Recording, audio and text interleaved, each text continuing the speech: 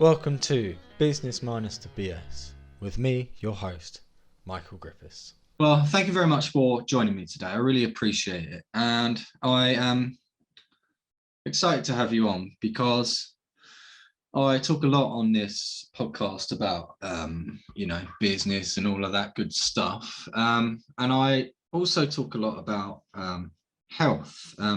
So my angle is like burnout and exhaustion and things like that.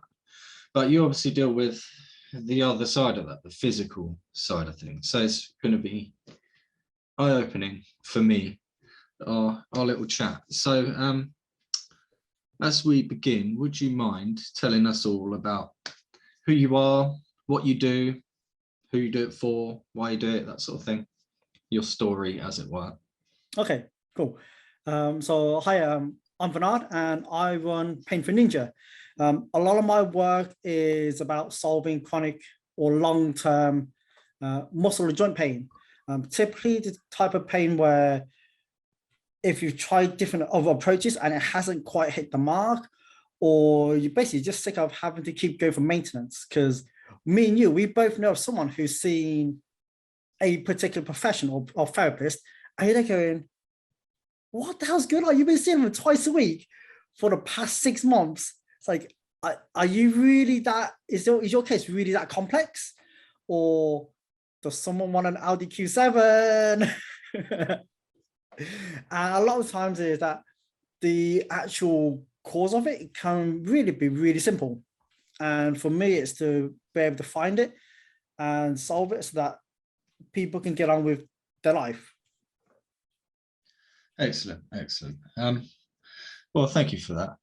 It's certainly interesting. And you are absolutely correct. People go to, whoever they go to for the help that they need.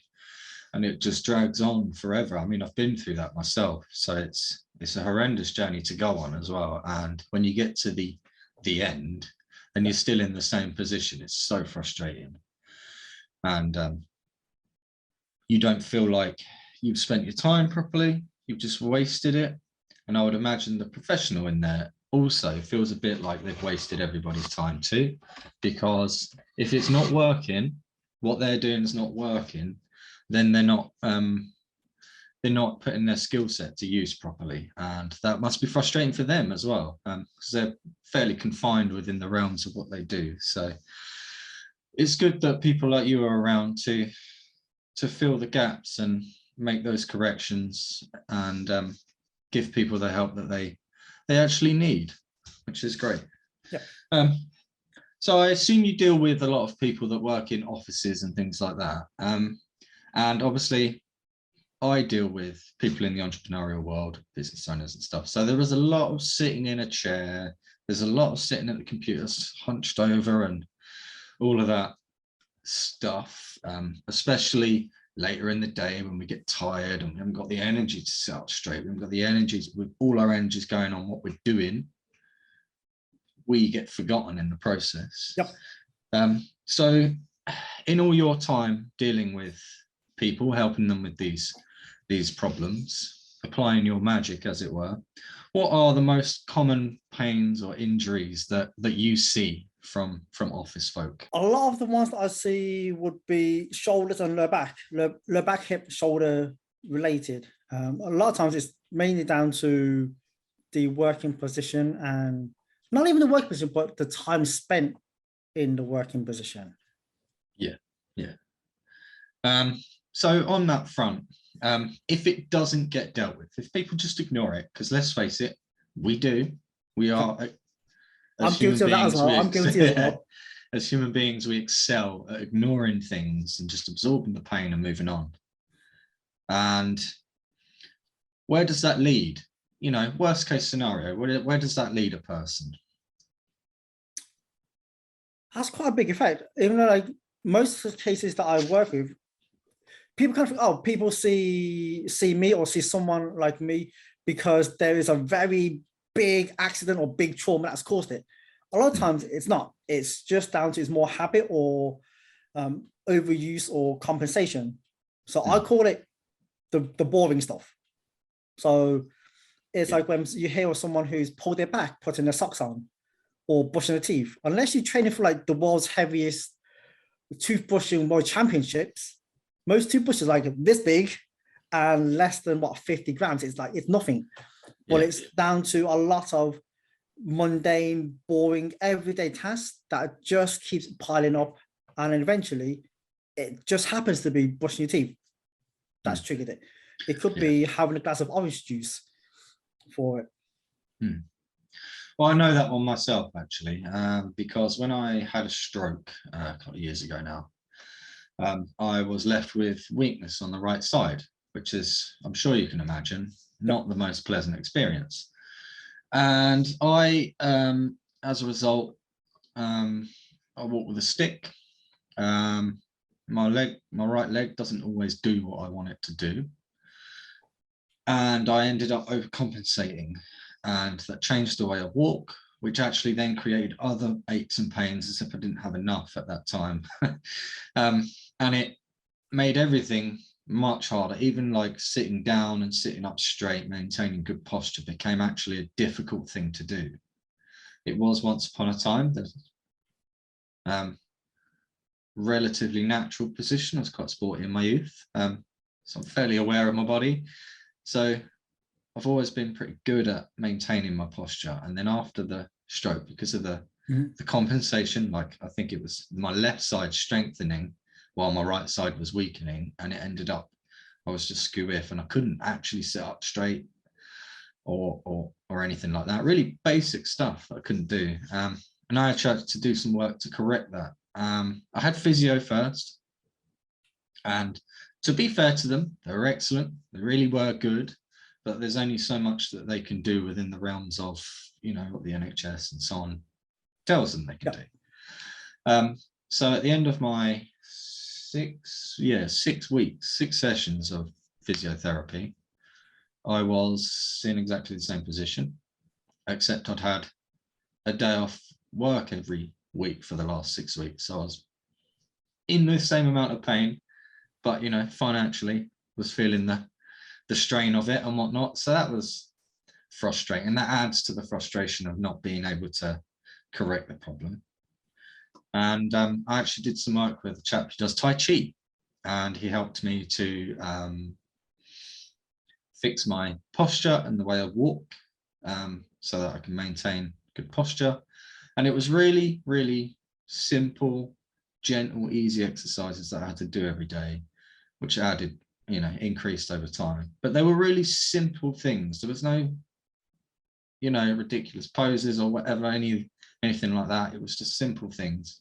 And it's made an enormous difference to every aspect of my life. So you know, I can relate to that. I really know how that feels. One thing that I did notice in that time is, before I did the correction work, is that when I went to somebody and they go through your history and all of that sort of stuff, there's a lot of cherry picking, I guess is probably the best way of putting it. So they pick and choose the symptoms that you're having to fit what they've got in their head, their preconceived idea. And my history is quite extensive, not just the stroke, but I've had many injuries over the years. So I'd be there for days going through my history. So I found that they just sort of want to stop because it was getting too much. But actually, when I went and did the correction work, there was none of that. I went through it all with the chap, and he then was able to identify other things over the years, other injuries over the years that have added to that, so that when I had the stroke, it exacerbated the compensation on my left side. So we was able to work through some of that as well. So there was some thing I had to do to correct my back. It was like a stretching and turning thing, and that was really easy, really gentle, and really nice to do. But it made an enormous difference. So that was wonderful. So people out there doing the work that you do are an absolute godsend. When people are, working in their office every single day, and as you say, the posture is an issue, and those bad habits compound over time. Do you have any advice for people to help them break those habits so they can prevent it rather than having to wait and then cure it? Yeah, I've made a few notes of common findings from working with people in an office type of space. Probably the one that everyone loves so far is get the most uncomfortable chair possible. Because everyone thinks, like, oh, I'm working at a desk, I should have a really nice plush chair. And it makes sense. But then, that if it's really comfortable, you sit there and you're so engrossed in your work. And before you know it, 5 hours has gone past. You haven't even been up for a toilet or get a cup of tea or do anything. You've just been so solely focused on your work because the chair is so comfortable. What I get a lot of my clients to do is get a more uncomfortable chair, and it forces you to move.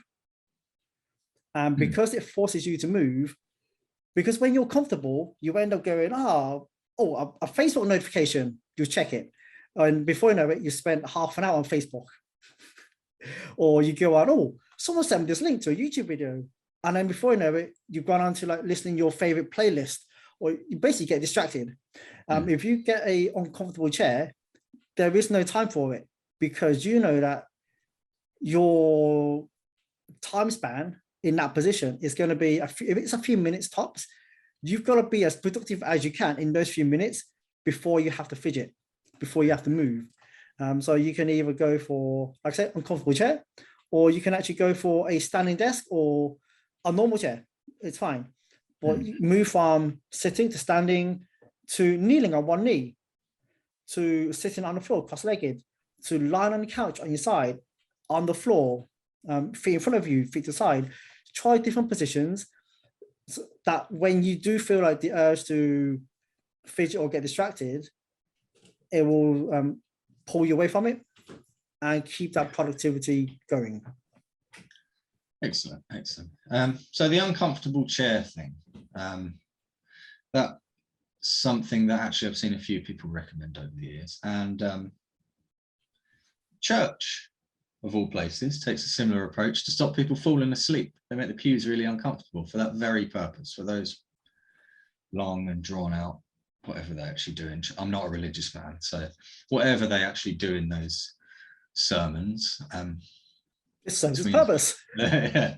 So it keeps them awake, and so yeah, that's interesting, and also really simple. Yep. Because it's something that actually everyone can do. Yeah, even like a plastic chair that you get from Argos or any type of high street store. You don't have to go IKEA or somewhere fancy. Like the plastic ones you get in schools and colleges. They're reasonably affordable, and they are very, very basic. There's no kind of lining, there's no cushioning.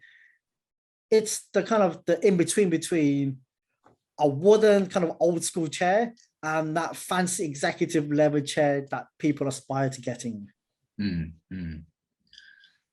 One thing I have found about, I don't have a fancy chair. I don't sit back in the chair. I tend to sit forward. It's part of how I maintain my posture, but it's also more comfortable, I find. When you have that big, that big executive chair, you just end up melting into it. And it's like almost against your will. You could try and sit up and focused and whatever, but a few minutes into that and you're going to be slouched into the back of it. So they are, they look nice, but they definitely cause more harm than good for those of us that have to sit down a lot. So that's great advice. So one of the things I noticed when I had my stroke is that it exacerbated other aches and pains that I just got used to and was ignoring for years and years. So is there anything that people can do that would give them I don't know how to articulate this, but like enough awareness of their body to know that something's not actually quite correct. You can, part of it is that you can track with how the outside of your work responds, as in how well does your body move or function outside of work. So if you're someone who plays sports or goes to the gym, you can track with, oh, what is your body awareness, your position is like with particular exercises.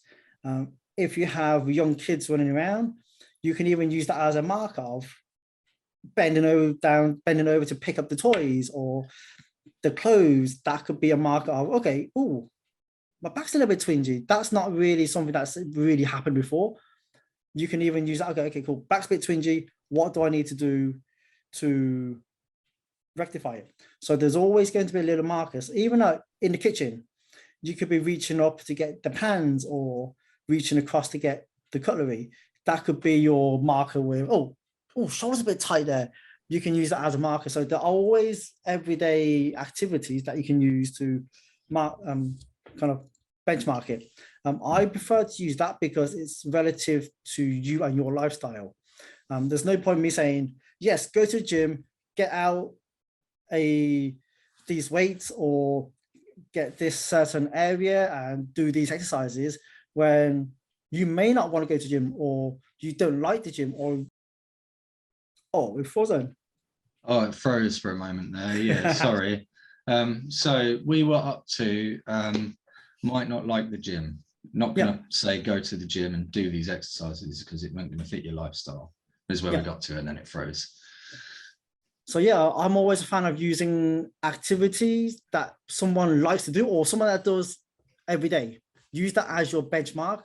And if you find out, say, I've got small kids. If I find, oh, if I step forward with my left leg and I can't bend down to pick up the Lego, that's not really normal. What's going on? Okay, what do I need to do to solve it? Because otherwise I'm going to be walking over Lego for ages, or different positions of squatting down. So there's always something in someone's life that you can use to benchmark it. Excellent. So I really like that idea, using your lifestyle as a benchmark for these things, because actually a lot of people will go down the route of do these particular exercises and whatever. And if you've never done those exercises before, it's going to be your first time. So it's going to be horrible, really hard. If you don't go to the gym, I know it's fashionable these days to go to the gym, but actually only a small portion of the population actually goes. They shout about it a lot, but the rest of us just sit down a lot. So, you know, that's really good, really positive. And also where they're like on the spot assessments that people can do as they go, which is great. So thank you for sharing that. I appreciate that.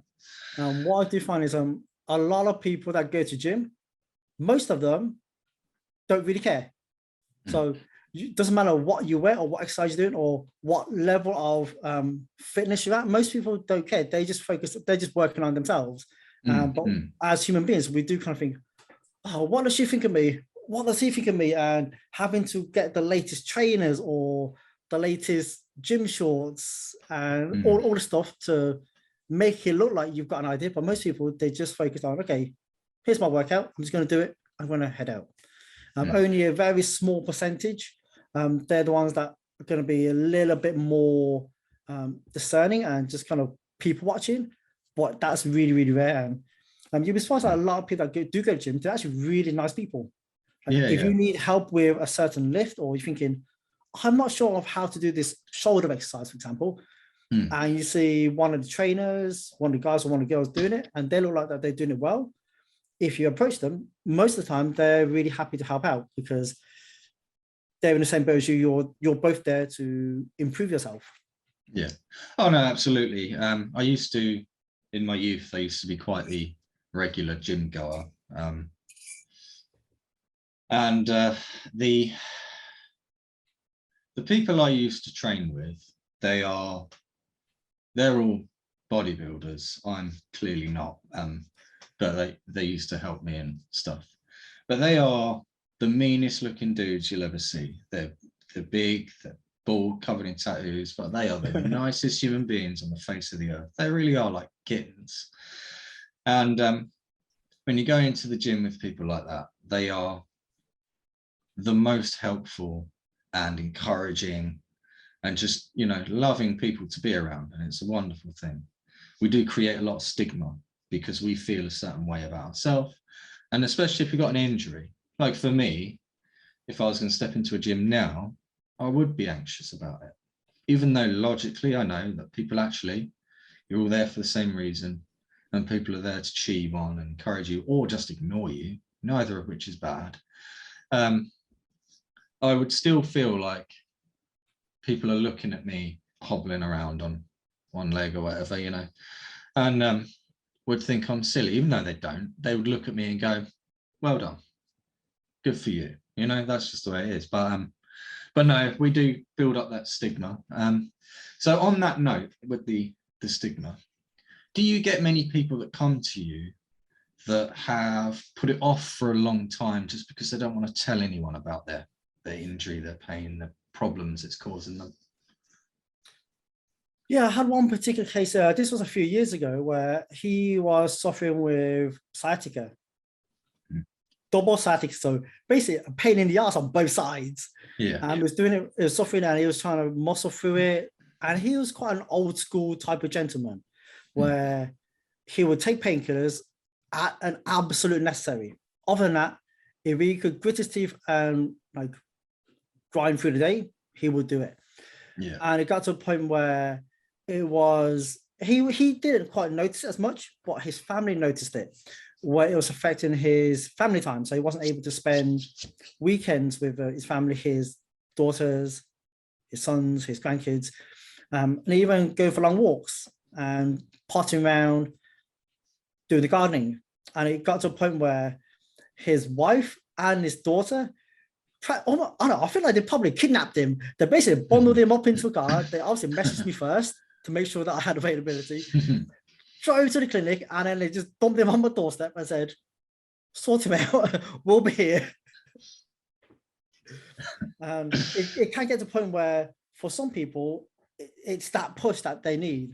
But for others, they may stop before that push from family and close friends, where it's more of the emotional stress of that they get from it, where if they know that it's impacting on their work and they're struggling to portray that level of confidence. So say if even though they're office based a lot of times, if they have to go out on site and meet their clients or a meeting with a new client, you'd want to be able to get out your car, walk to a meeting, and hopefully you get there before your client does. But sometimes they're super early birds and they get there, I don't know, a good 10-15 minutes before you, and they might be able to look out the window and see you. You still want to be able to have that confidence in the way you walk, because that would show them that yes, you do look after yourself, you are a serious business owner, and you are going to take that meeting seriously because it's to respect their time as well, particularly their investment in potentially working with you. So for some of my clients, it gets that point of, damn, their pain has meant that they had to cancel meetings, which could be a substantial fee. Regardless of what it is, it could be a substantial fee for their business. It could mean that they could go to a meeting, but if they're kind of hobbling in, the clients were thinking, okay, we know he's good at what he does, but he doesn't look all that well. Would he be able to maintain that level of concentration or productivity?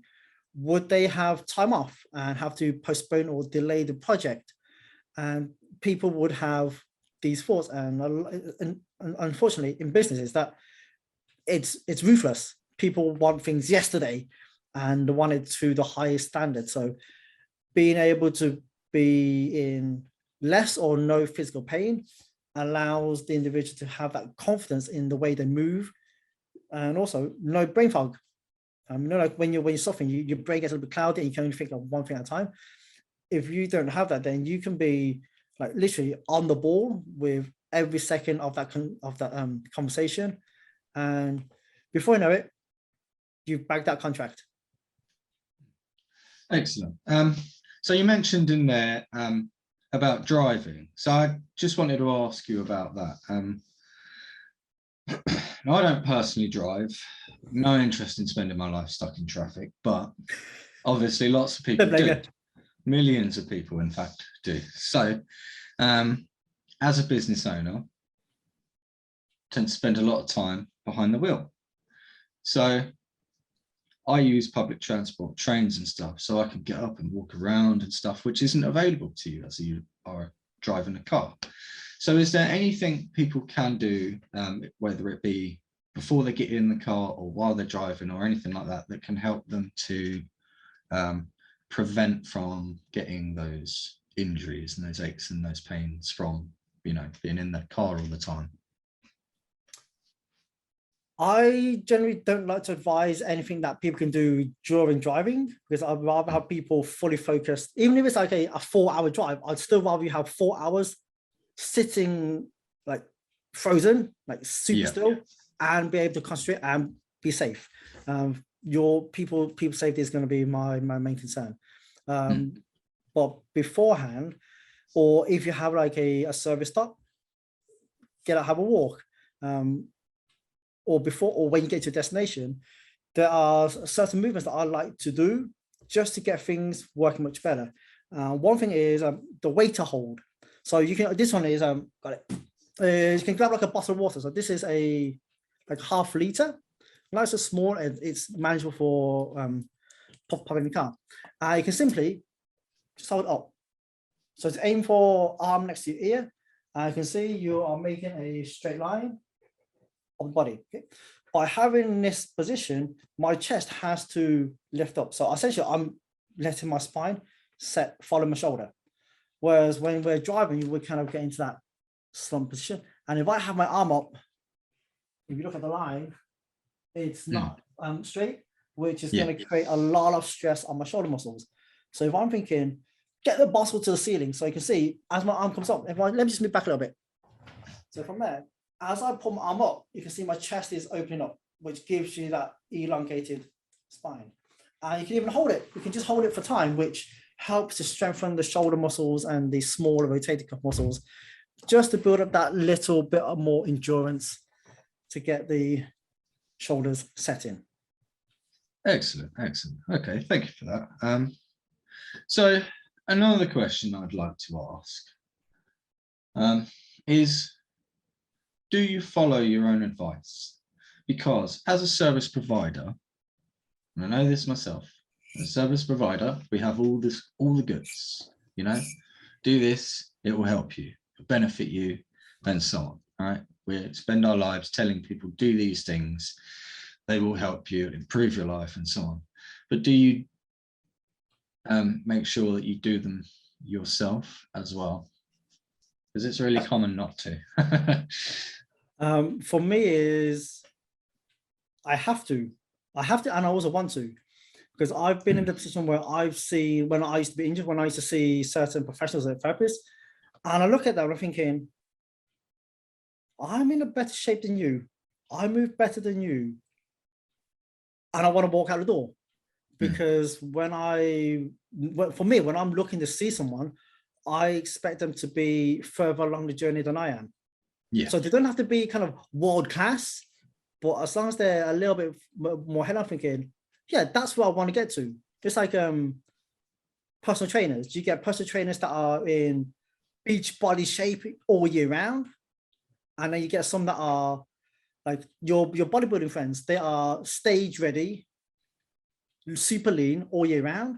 And for me, if I was training, I'd be thinking, that would be a good aim to get to, but it's not for me right now. And I'll probably go for someone who is maybe just a little bit leaner, but also looks healthy. So they're not like super shredded. They look like they did the workout. Also, they move well. So for me, I need to be able to move well, especially if I'm demonstrating movements.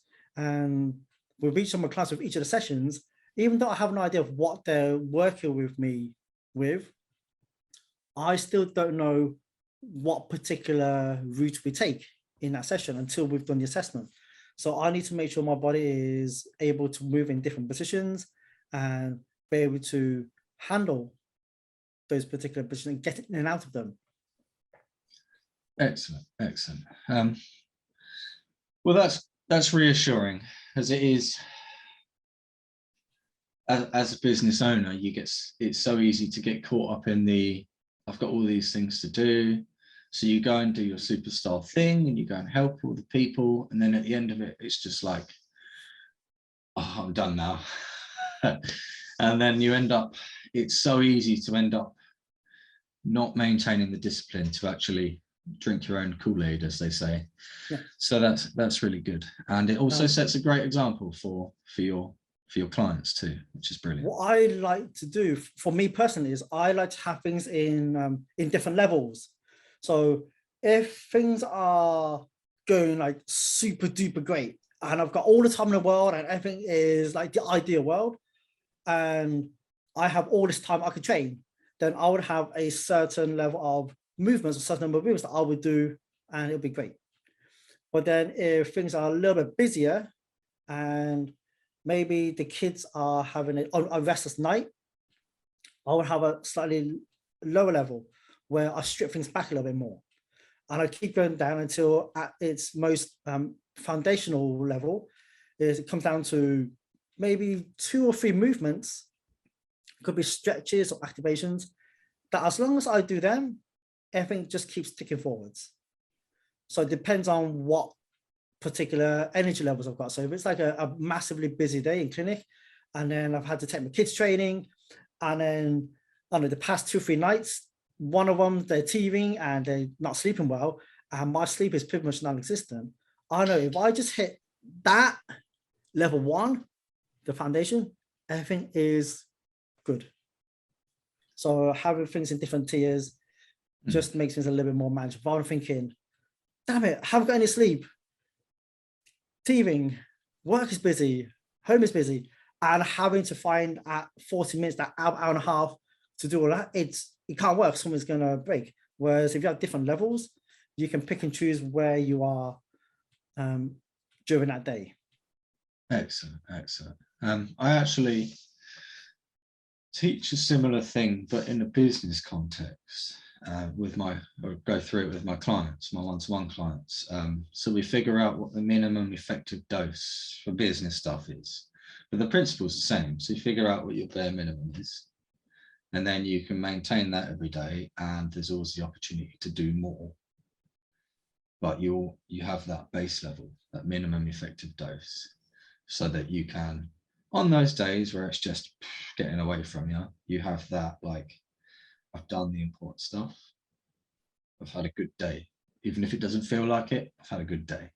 Yeah. When you've got that done. So that's great. I think something that people often trip themselves up on, whether it's health or it's business or anything in life, is they take an all or nothing approach. And there are very few things that actually benefit from an all or nothing approach. That tapered and tempered approach is much more manageable, scalable, and you can always make sure that you are hitting the right level to make sure that you're looking out for yourself, which is great. So that's really good. When people come to you, and I know from my own personal experience, it's hard for people to be honest about things. Now, I'm not suggesting that people are liars. That's not at all what I mean. But human memory is not objective at all. It's not. How you feel in the moment when you're trying to remember it influences what you actually remember. Mm-hmm. And the same in the moment when the event happened, how you feel at that time imprints on that memory. So we are notorious for picking and choosing when it comes to those sort of things. So, excuse me. Sorry. So when you have, oh, that's completely thrown me off my train of thought. Oh, man, see, that's a memory thing again. But yeah, sorry. So when we try and remember things. It's completely subjective. So when in your business you have people come to you for what you do, for the service that you provide, and you have some questions that you go through with them, and when they answer those questions in your investigation, they are not necessarily completely honest, not intentionally dishonest, but some things get hyped up a bit and some things get swept under the carpet, and all of that sort of stuff, and it's totally unintentional. So how do you get through all of that to get the real truth, to get the facts that you need out of them? How do you coax that out of them? It depends on what they're here for and what they mentioned that their history is. So, for example, at one extreme, some of my clients, they are in the emergency services and also ex-military. So obviously there's a lot of classified information there. And if they tell me that, I'd ask them active duty or not, because it depends on what role they've had. And if they say yes, then my brain will already know of certain areas and the possibilities, and that's all I need. I don't really pry into the classified stuff. If they say no, then that's when we just go discuss a little bit more to see what else could it be. But a lot of times is that how the body moves already gives me a clue. It's just the finesse of fine-tuning what the actual issue would be.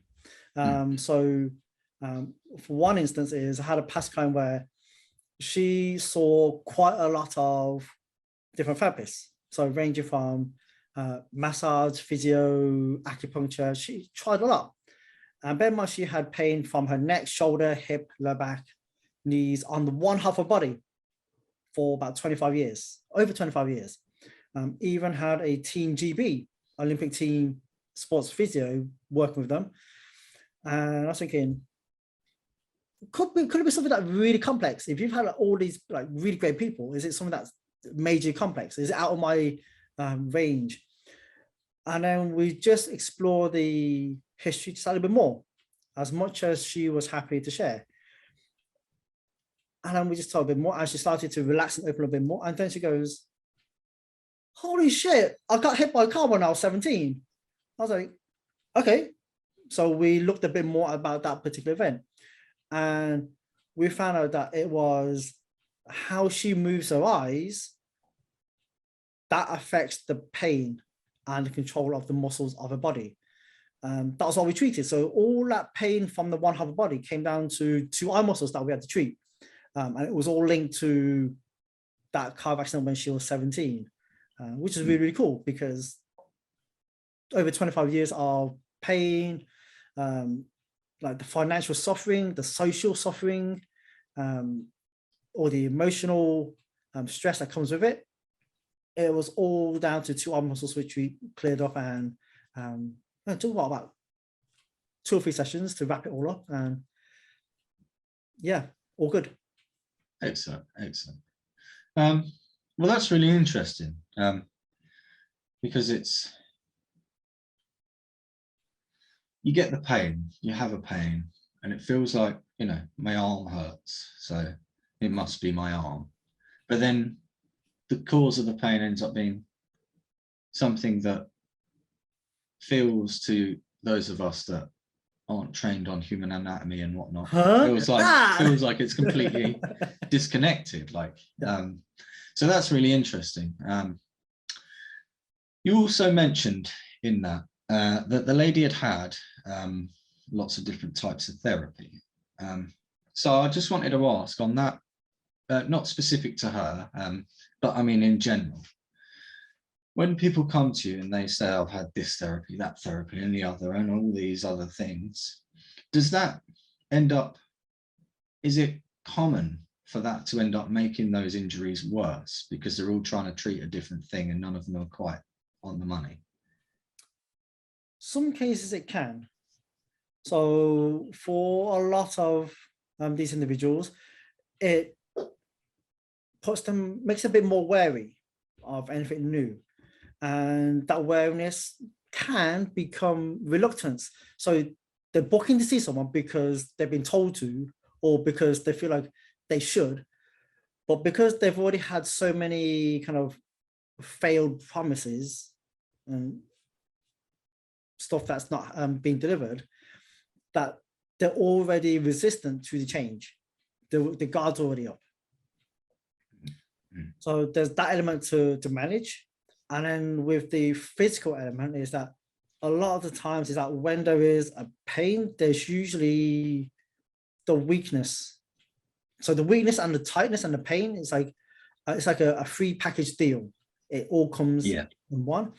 And what happens is a lot of therapists would be thinking, hey, lower back pain, we'll just massage and stretch it. And initially you feel great because that tension's all cleared up. But all of that tension is there, is very specific. So my work is, it's very, very specific in finding out what particular configuration the body is in. Is it tight and overworking, or is it tight and underworking? Because if it's tight and underworking and it's weak, if you're going to do anything without the full in-depth investigation for it, yes, you would get relief in the short term, but you've destabilized that area. And that's when the body goes, screw you, you've destabilized it, we're going to put more tension in. So that's why after a day or 2 days, the issue comes back. And you kind of think, oh man, not again. And it becomes that tit for tat. But unfortunately, how your body functions, your body will always win because everything is all there for your survival. Yes, it's frustrating, and yes, it's a pain in the ass, but all of that tightness is there to keep things working for you in the safest manner possible. And with someone who's had a lot of release work done, there's quite a lot of compensation that's been embedded in. It just takes a little bit more depth to find out what the actual causes would be. Sorry, I just got an invasion from the cat. 1 sec. Go on. Hey, buddy. She tries to knock the camera over, so it's got a little red flashing light on the top, so she tries to bat it, so I have to get her off. So when people are finished, when you're finished with them and they're feeling all better and all of that sort of stuff, do you get much feedback, like, you know, a month later, 2 months later, in terms of like, oh my God, I'm still pain free and that sort of thing? Do they give you any of that extra feedback? And if so, have there been any like exceptional moments, things that you really didn't expect to come out of it? Yeah, I'm a big fan of the aftercare because I've been through with myself where I've seen someone and I feel great, and then as soon as that door closes and I've left, I'm dead to them. Like they don't reach out anything, or they might reach out after ages. Whereas for me is I want to make sure everyone that I work with, they have that safety net, because I do understand that it's life. Everyone's lifestyle is going to be slightly different. I don't know, one day you might get your niece and nephews coming to visit, or you might want to go play footy with your mates, or you might want to go for a long walk. Some of these things will be quite spontaneous. And I'd like to have all my clients have a safety net so that they can actually almost give like what we've done a trial run. And if they've completed it that particular period and everything's still fine, it's great. And I do track all my clients just to see how they're getting on. So at the end of the safety net period, we have a catch up. A lot of them we have a catch up about 6 months, 12 months, and even a few years down the line. One other guy, Pascal, he gave me, he gave me 4 days to get him from hip and hamstring pain to be able to do a Tough Mudder. Oh, blimey. Yeah. It was literally like, Venard, we've got a Tough Mudder this Saturday, hip and hamstrings like killing me, get a job done. We done it. He completed the Tough Mudder, no issues at all. He completed it comfortably, which was the aim. But what was really cool is that this was probably about 3 years ago, 2-3 years ago, he's done his second and third Tough Mudder. And because business has been so good for him, he hasn't really had the time to train as much as he would like to. Yeah. But because of the work we've done, and because a lot of the concepts that I use, it almost gives your body that full reset. Is that in his second and his third Tough Mudder, with less training, he managed to beat his time each time. Excellent. Excellent. That's really brilliant. Sorry, I don't have an answer for that. Those things. I'll normally turn it off. I forgot to turn it off. But yeah, no, that's really brilliant to hear that the chap's come to you with actual pain. I just wouldn't have done it. No Tough Mudder for me. But come to you with pain, get it fixed, and it actually be a lasting fix is amazing. That's really brilliant. Your client must be over the moon about it. Yeah, he's pretty true, because we haven't had the need for any maintenance or any follow-ups. I still keep in touch with him, and we're still chatting. We have coffees and stuff like that, but there's no kind of clinical visits required because what's been done has reset his whole body. Everything's working at full function. That there's no need for it, which for him it saves a lot of time, saves all that extra kind of financial cost, and he can actually get on with work, with life. Yeah. That's really brilliant. You've enabled him to actually experience the full range of life, which is a wonderful gift to give to somebody. So as business owners, we are obviously all terribly behaved, and we slouch and we slump and so on. But we also have other people in our lives that we look at and go, damn, look at this way you're sitting in that seat. Or we see them hobbling around when they get out of their chair, or, relatives or colleagues or whatever it may be. So do you have any advice or anything to tell people that they can then pass on to maybe encourage those people to do something about it before it becomes a big problem? That's a bit of a tricky one, because most times that most people don't like being told what to do or who to see. Is eventually, well, hopefully, people do realize, and they do clock on, oh damn, this isn't as well. Or my niece and nephews don't want to play with me because they know I can't get down on the floor and play the Lego. So they'll go and play with their other auntie or uncle. And then hopefully people spot these signs and then they take action on it. Because I know a lot of people, if you said to them, it's like, oh, you're walking a little bit strange today, is your back okay? Some people do get quite self-conscious, and others, they might go, well, screw you. And they will kind of almost rebel, and they will not see someone purely out of spite because you notice something, which it's always hard. And as good-hearted the advice or the chat you want to give to them, they may not want to be hearing it. Yeah, well, that's an excellent point, actually. It really is. As I guess trying to push them would actually be detrimental to them and their problem and whatnot. But also, I guess it would create a lot of unnecessary tension between you and that person as well. Yeah. So that's really good. So when I had, sorry, it means like if you did give them, I don't know, direct them to certain resources or certain people, and they go ahead. So like I said earlier on with my double sciatica client, he came in thinking I was a quack, and he only came to see me just to tick a box for his wife and his daughter that, yes, I've gone to see Venard, yes, he's a quack, and yes, his stuff doesn't work. Literally, that was all it was, which for me, it's no problem because I enjoy that type of case. But for others, they may not like that pressure, and it's not fair for someone to put that pressure on them, and they might not know. They might not know like that someone's had the pain for X number of weeks, months, or years, and for them to kind of go, yes, my other half has said, go see you, and I've had this and this, and they'll be like, Okay. Yeah. I had after my stroke. So for the first a good few months, I was having bouts of like complete paralysis on one side. Even like my tongue was just as well, which was horrendous. Like probably worse, more frustrating than not being able to move was my tongue, because I can't speak. Right?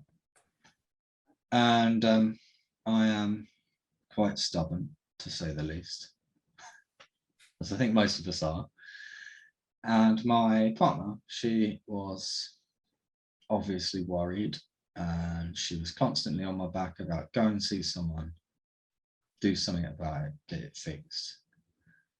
And at first I was resistant. I was like, no, I'll fix it myself.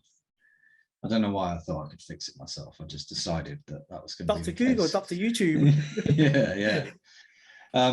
But in the end, it was actually my youngest son. Now, he is he's autistic. He is very fragile. He's an extreme introvert, and other things. So he has a strong connection to me. I'm the person he comes to for everything. He wants to laugh, cry, or anything in between. It's me that he comes to. And I was trying to talk to him one day. So he's really into gaming. And I was trying to talk to him about a game that he was playing. And then my body decided that was it for the day. Paralysis mode has been initiated, and I couldn't speak actually midway through a sentence, and it just died on me. And it was him sitting there waiting for me to finish my sentence until my partner came in and like distracted him and pulled him away. That made me realize that actually, although I'm a proud man and I do it myself, I actually can't do it myself, and pride just makes me a bit of a dickhead, and I'm letting him down in the process. And that was for me the kick up the rear end that I needed to actually go and do something about it. And that started a long journey of therapies and stuff. And I'm much better now. I still hobble about a bit, still have a stick, but it's only really for balance now. I'm not actually putting my weight on it, which is great. That's a massive improvement. I no longer have the bouts of paralysis as well, which is nice. I'm not really sure why, but they're gone. So you don't bite the hand that feeds you, as they say. So, but it was that moment that like him just waiting for me, and for him, I was the only person in the world that could fulfill what he needed in that moment, which was just to have a simple conversation. I couldn't even do that. And the next day, when I was able to speak again, I was going to play some, what is it called, Fortnite with him. I'm rubbish at it, basically just bodyguards me the whole time. He's great at it, I'm terrible. But I was going to play that with him, but I couldn't hold the controller properly because my arm kept slipping down, and I was like slumping and leaning over in my chair, and I kept having to try and correct it and stuff. And that was the final nail in the coffin. So I had to stop playing the game, and I picked up the phone right there and then. My partner, she noticed the first time with the talking and the effect it had on me. And when I went to go and play with him, to play Xbox with him, my partner was like, are you gonna be able to do this? Also, I'll be fine, you know, like you do. And like she knew that I wouldn't be able to do it properly, and I'd just beat myself up over it and stuff. But so normally she would have intervened and been like, no, like, and distracted him and just, you know, separated me from the situation. But she was sick of telling me, so she felt she had to show me, I guess, was the thing. So she just let it happen, and then let me beat myself up over it for a little while, and then, you know, have that moment of, right, let's do something about it. Because there was nothing she could say that was going to help me, but she showed me instead, which I found to be both really positive and really negative at the same time. So it was really negative in the sense that, like, it was a horrendous moment for me. I was a complete failure in every aspect of being a dad, a person, you know, whatever. And it's also embarrassing as well.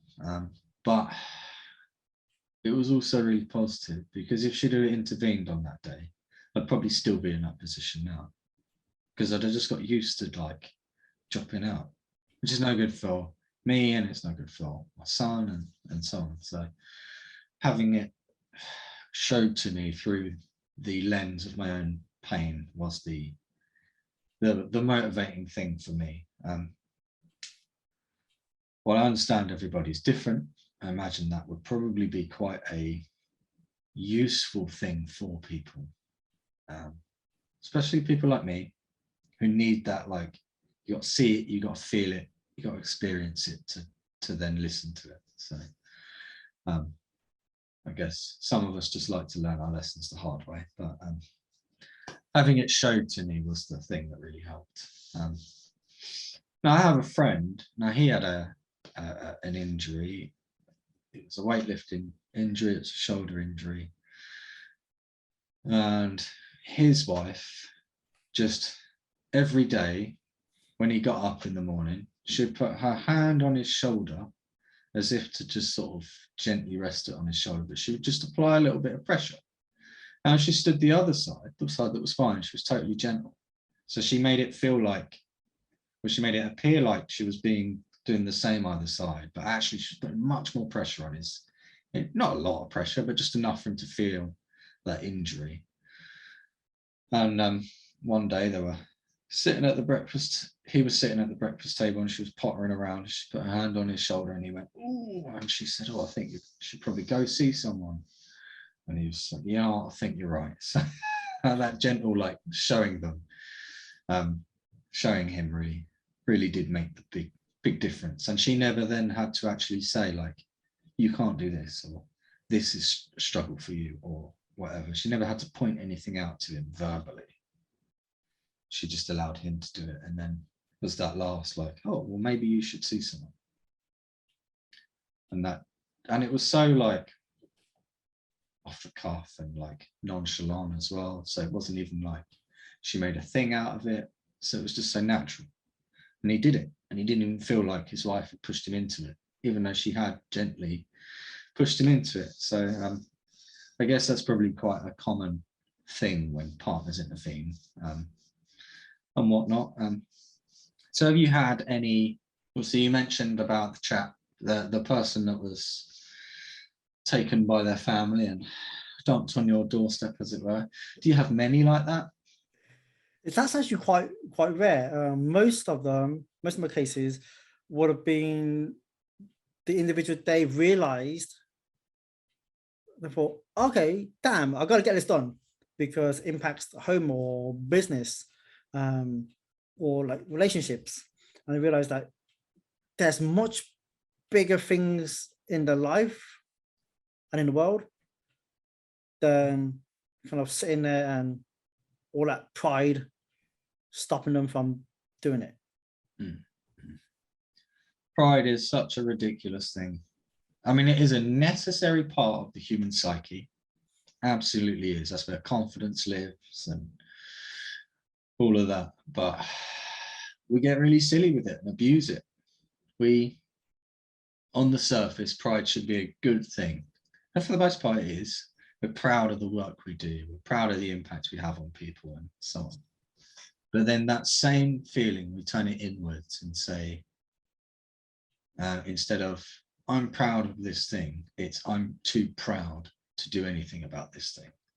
Yep. And that becomes dangerous. I know, like, in my own work, like business owners, when they hit a wall, they hit that problem, whatever it may be, and there's an element of like, I'm an entrepreneur, I'm an independent being, I can do this, and they absolutely can do it, but you need to take a step back, put ego aside for a minute, and just see things from all sides, which is really hard because when you're in the middle of it, there is no objectivity. Yep. You just drown in it. So when they come to me, there is an element of constructively breaking down that pride, because I never want to obliterate it, because it, as I say, for the most part, it's a positive impact, has a positive impact on people's lives. But when we abuse it, then it becomes dangerous. So breaking that down and showing that person that what they are portraying to themselves is as pride is actually more akin to shame than it is pride. Then they start to see and go, hang on, that's not me at all. I'm not ashamed of myself, and they can step back and be objective, or they can at least identify that thing that they feel so shameful about, that negative about, whatever it is. But breaking that down is, while it's not difficult, there's no quick fix. It is a time-consuming process that you go through, because certainly with the people I deal with, it's a case of you can't just tell them. You've got to just sort of steer the conversation to a point where they figure it out themselves. So you don't actually have to say you're being prideful, but they have that moment of, actually, I'm being prideful, I'm ashamed of this thing, I'm whatever. So do you have anything when you do get people in that are, obviously I know you said it was quite rare, but that are sort of pushed there, or they're doing it, as you say, just to tick boxes and stuff, and they have that, that pride, that whatever. Is there anything that you like to do with those people to try and help break that down, break down those barriers a little bit and get them more agreeable? I'm a big fan of data tracking. So a lot of my work I track with real-time data. So I show them, like, this is what your body's doing now. This is the level of stability. Like, the numbers are arbitrary. The numbers are individual to you and what their current lifestyle or where they are in life. And then once I know what their goals are, and I pull out pieces from the history, and in real time I'll show them, like, so say with your lower back issue, if we treated area X, your lower back is now this level of strength. So I'll give them a projected outcome of what is possible. And then, because I'll be like, okay, oh wow, the strength has tripled and there's no pain. What can you do with it? Like I say to a lot of people, it's like, what would you do tomorrow if you was pain free today? And taking them to that place of not dream, but their place of pleasure, as in, what would they love to do? So could it be spending more time with their kids, or could it be growing their business? Because some people are so into their business, they love what they do, that they just want to create an empire, which is brilliant.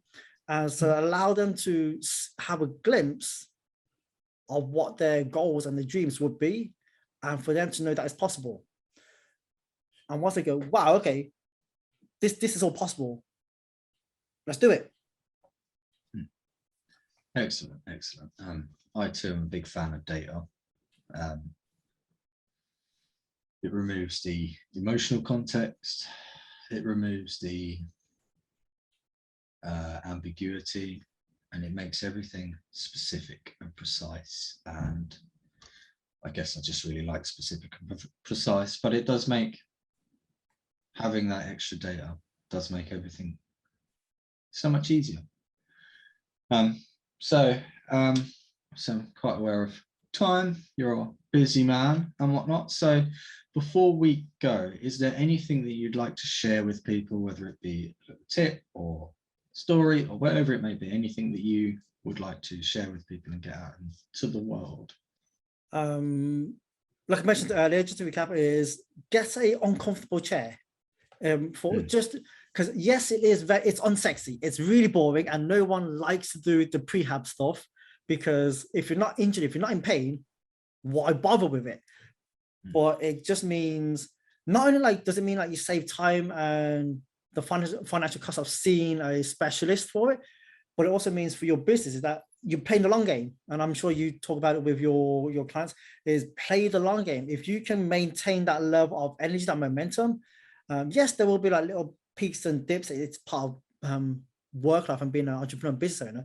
But if you can maintain the stability, then you're going to hopefully get that success much sooner, rather than neglect yourself and things start kind of getting a bit creaky and snowballing.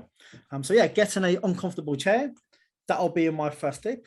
Or if you don't want to get an uncomfortable chair, just move around a little bit more. So change different positions, maybe set a timer for every 5 to 10 minutes where you can change from, like right now I'm sitting on my chair. I can go from here and I'll kneel down, or on the couch over to my right, I'll lie on the couch, still do my work, change different positions, which for my brain, it goes, okay, I know in 10 minutes, I've got to move. No fasting around now, Venard. Focus, stay in the game, and it makes me more productive. For those with shoulder issues, getting a small bottle of water, or I don't know, a toy, a shoe, or something that's got a little bit of weight, and just hold it. So it forces you to keep that tall posture for it. Okay, you can even do with both arms as well. So that's hold the bottle straight up above your head, arms straight, chest out. Yep. Yeah. Because if you lift your chest up, your arm will naturally move back in line, and it's all in one straight line. So it's almost like it's awareness, but also self-correcting as well. And you're only going for a light bottle of water, so it's not like saying we're getting you training for the world's strongest man or something insanely intense. It's just a small bottle of water, or something of an equal weight that you can get around the house. Maybe I was going to say a tin of beans, but I don't want a tin of beans land on anyone. Like a shoe, a little bit weighty, or boots. Boots are a bit more weightier and also soft, so you can even just hold a boot above your head like that. If someone's got weight and they're happy to use weight, you can by all means use a weight as well. Excellent, excellent. So one final thing. Where can people find you if they would like to reach out to you and you know, for you to help them out? Where can they find you? What's the easiest way to get a hold of you, as it were? So you can find me on Facebook or on Instagram, Pain Free Ninja, and at my website, painfreeninja.com. Excellent, excellent. Well, thank you very much for that. I really appreciate you coming on, and it's been really interesting. It's been fun. Thank you, Michael. Thank you. And I hope to do this again sometime. But yeah, it's been really fascinating because I talk with all sorts of people, and especially since I started doing the podcast as well. I've talked with all sorts of people, and it's generally sort of business focused, but there is everything in life affects every other aspect of your life. So it's really good to have you on and talk about the physical health side of things, because that's something that is yet to be covered in the podcast. So thank you very much for that. It's been Thank you. Really interesting. So thank you.